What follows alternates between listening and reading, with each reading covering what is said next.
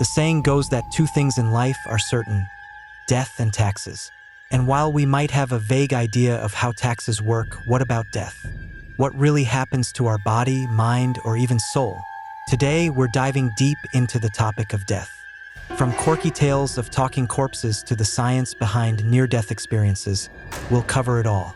Now, I know death talk can feel a bit morbid, but since you clicked on this video, you're probably just as curious as we are about what happens when someone dies.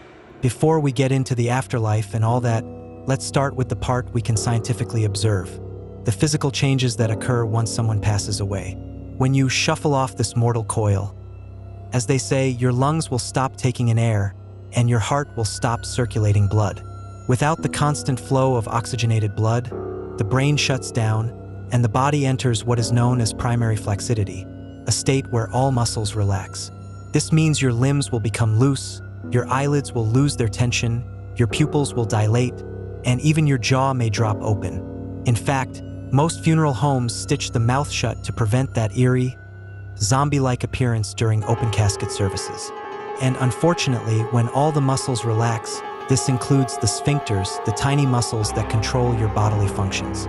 This means you may relieve yourself after death.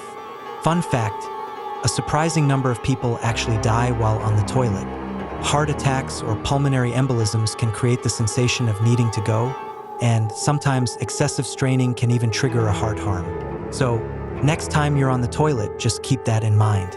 But here's something to look forward to: all that muscle relaxation does have its perks. According to funeral director Jeff Jorgensen, those wrinkles you stress over every day, gone. The muscles that pull on your forehead relax, which can smooth out some of your wrinkles. Free Botox. Just, with a bit of a catch, you won't be around to enjoy it. Even after the heart stops, the air left in your lungs can still find its way out. If someone applies pressure to a cadaver or attempts resuscitation, air might travel up the windpipe and vibrate the vocal cords, producing chilling moans or groans. Dead bodies can get chatty in the creepiest ways. But don't worry, this only lasts about an hour. Next comes pallor mortis, where the skin becomes pale due to the lack of blood circulation. Shortly after, livor mortis sets in. This is when blood, no longer circulating, pools due to gravity, creating reddish or purplish discolorations in the areas closest to the ground, like a big bruise. So much for that post-mortem Botox. At about 3 hours after death, rigor mortis kicks in. The body's oxygen and energy cycles have stopped, and without adenosine triphosphate, ATP, to keep things moving, the muscles lock up, turning the body stiff. Rigor mortis starts in the face and works its way down the body, eventually reaching the hands and feet. The stiffness can last around 2 days, depending on temperature and other factors, but it will eventually reverse as the muscles break down during decay, which is known as secondary flaccidity. The body loosens up again in the opposite direction from where it stiffened. There's also a phenomenon called tache noire, which happens when the eyes are left open after death. The corneas dry out, turning the eyes a creepy shade of black. Because of this, morticians often place special eye caps under the eyelids to keep them shut. Because, let's be honest, no one wants to see that. And here's something you've probably heard before. Do hair and nails keep growing after death? Not really. After death, the skin dehydrates and shrinks, which can make hair and nails appear longer, but it's just an illusion. In reality, the hair and nails will likely begin to fall out after about a month. So, as you might imagine, all of this doesn't exactly smell like a rose garden. The process of decomposition begins with bacteria inside the body breaking down tissues, producing gases that can cause the body to bloat and emit quite a stench. Around 2 to 3 days after death, the internal organs begin to decay, releasing two chemicals, putrescine and cadaverine. And let me tell you, no amount of Chanel No. 5 can mask the smell of these guys. Our brains are hardwired to get us as far away from the scent of decaying flesh as possible, just in case whatever caused that flesh to meet its demise is still hanging around, ready to send us on the same journey. In short, putrescine and cadaverine are some of the worst smells the human nose can experience. To make matters even tastier, a normally helpful bacteria residing in the gut can no longer be controlled once you're gone. These bacteria begin to multiply and feast on the body, producing gases that cause the torso and limbs to bloat like a balloon. If this bloating gets out of hand and the organs liquefy, the gas can occasionally build up to such an extent that, brace yourself, they erupt violently from the nearest available exit. And yes, sometimes this can even lead to the eyes popping out of their sockets. Gross? Absolutely. But let's be honest, this is exactly the kind of stuff you clicked on for, right? If you're enjoying these disturbingly fun facts, why not shuffle down to the comments section and let me know? Even better, grant my dying wish and hit the like and subscribe buttons. Now that we've cleared that up, let's return to the topic at hand. As the body continues its breakdown, it releases more pungent chemicals, which send out an unmistakable signal to the flies of the world. These flies kindly lay their eggs in and around the body's orifices. The eggs hatch into maggots, which waste no time getting down to business, feasting on the decaying tissue. They grow up so fast, don't they? Soon, the body becomes a banquet for other members of the animal kingdom, including beetles, birds, and scavengers, who all join in the feast. Once these critters have finished their meal, only one thing remains: skeletonization. As the soft tissues fully decompose, wind, rain, and erosion begin to affect the bones. Over time, sometimes months, other times years, the bones separate and break down, eventually turning to dust. Even bones won't last forever. Depending on environmental conditions, they'll degrade over a period of years to centuries, as the collagen inside them deteriorates, leaving nothing but dust. Now, this is what happens when a body is left out in the open. But what if the body is sealed inside a coffin? Well, it'll last a bit longer, but rest assured, flies, maggots, and soil-dwelling creatures will still find their way to your rotting remains. Eventually, you'll break down to your constituent materials, whether as fertilizer for the soil or as sustenance for some tiny life form. You'll reach your final form as energy, keeping another creature alive. So, as far as your physical body is concerned, that's pretty much the end. Or is it? Now let's move on to the big mystery. Many people hold personal beliefs about what happens after death. Some believe that nothing happens at all, asserting that once the biological functions responsible for our senses and consciousness cease, we can no longer think or feel. In this view, death is the end of all experience. But for others, there is hope in the idea of an afterlife. Let's explore a few perspectives before taking a scientific look at the concept of life after death. Christians, for example, believe that every human has a soul, a spiritual essence that fills the human body. This soul is regarded as the core of a person, something supernatural and beyond scientific measurement. According to Christian teachings, when the physical body dies, the soul is judged by God, who weighs its deeds. For most Christians, the ultimate goal is to knock on heaven's door. Contrary to pop culture depictions, the Bible says that Christians in heaven will have resurrected bodies, not be floating around with wings. Heaven, as described, is a non-physical state where righteous Christians spend eternity with God and His angels. However, if you've lived a less than righteous life, Christianity warns of a different fate: an eternity in hell, a place of eternal fire, suffering, and darkness. So for believers, there's something to experience after death. Whether it's paradise or torment depends on how they live their lives. For those who follow Islam, their lives are guided by the teachings of the Quran.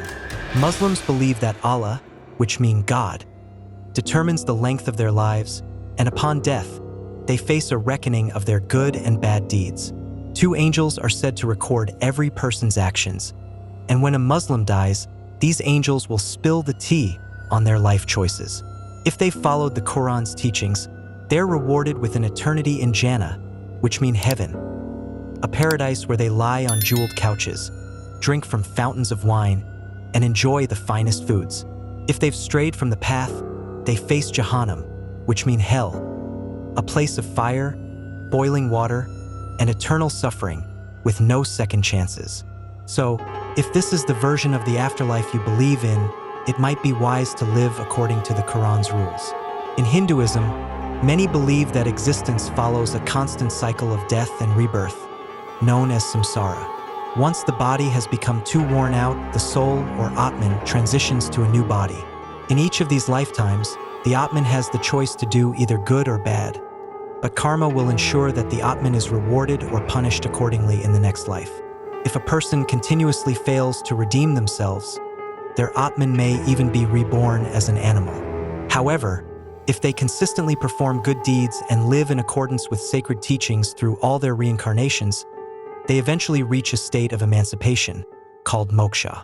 This is when their Atman escapes the cycle of rebirth and experiences total freedom and eternal bliss, detached from the material world.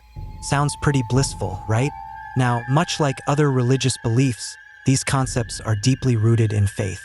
Faith can offer profound meaning and comfort to people. But can science offer any insight into what happens after death that is measurable and repeatable? Let's take a look. For those who don't subscribe to any particular religion, the scientific perspective on death remains largely incomplete. While scientists haven't fully determined what happens to consciousness, or the spirit if such a thing exists, some insight can be gleaned from individuals who have experienced cardiac arrest. Cardiac arrest is the sudden loss of heart function, breathing, and consciousness. In this state, without the circulation of blood or oxygen, a person is clinically dead. However, it's possible for them to be revived before they reach biological death, which is considered irreversible when cells in the brain, heart, and other organs die from the lack of oxygen. In 2008, researchers at the University of Southampton conducted a study involving over 2,000 cardiac arrest patients. The findings were fascinating. Of those who survived and could describe their experiences, about 39% reported a feeling of semi-awareness while they were clinically dead. They described a sense of peacefulness and an altered perception of time, although they couldn't recall specific events during that period. Another 9% reported having what are typically classified as near-death experiences, such as their life flashing before their eyes or seeing a light at the end of a tunnel. Even more intriguing, 2% of patients experienced near-full awareness, where they remembered specific events that happened around them while they were clinically dead, and these accounts were verified by others present. So, can science explain these experiences? Neuroscientist Christoph Koch has a theory. He suggests that during cardiac arrest, patients shouldn't be considered fully dead, as they can still be resuscitated. While blood and oxygen may not be flowing to the brain, it continues to show electrical activity. Like in dreams, the brain may create a narrative based on an individual's experiences and cultural expectations. Since pop culture often portrays near-death experiences as a light at the end of a tunnel, some believe that individuals may be half-dreaming, as their brain constructs what they expect to see before dying. Alternatively, the light tunnel may have a physiological explanation. As blood flow to the retina decreases during cardiac arrest, peripheral vision fades first, creating a tunnel effect as the remaining visible light in the center of the visual field grows brighter by contrast. However, scientists note that the brain usually shuts down about 20 to 30 seconds after the heart stops. This implies that the visions experienced during longer periods of cardiac arrest may be tricks of the mind, with patients likely recalling something that happened just before clinical death and misinterpreting it as occurring while they were dead. So far, there are no definitive answers to these mysterious spaces between life and death, nor is there any consensus on what happens to our minds after we leave this world. But in today's technology-driven age, there is one way we continue to exist after death, digitally. With countless email accounts, subscriptions, and social media profiles, our online presence can outlast our physical one. In most cases, inboxes will continue to fill, but family members can request that accounts be deleted with proof of death. Platforms like Facebook even allow a person's profile to be memorialized, transforming it into a digital space where loved ones can share memories long after the physical body is gone. In this sense, one's legacy transcends death, living on through photos, videos, and messages, beyond the limitations of a gravestone. Ultimately, no matter how many stories we hear from religion, science, or individuals, only the dead truly know what happens when we die. And there's only one certainty: death is coming for all of us. I guess we'll just have to wait and see.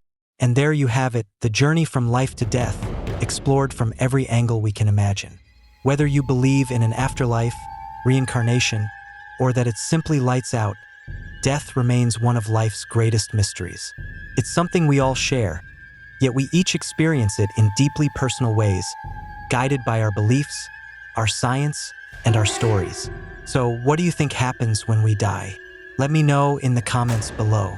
If you found this video thought-provoking, don't forget to give it a like, hit that subscribe button, and turn on notifications so you never miss a dive into the unknown. Thanks for joining me on this journey, and remember, until the day we shuffle off this mortal coil, there's still plenty of life left to explore. See you in the next video.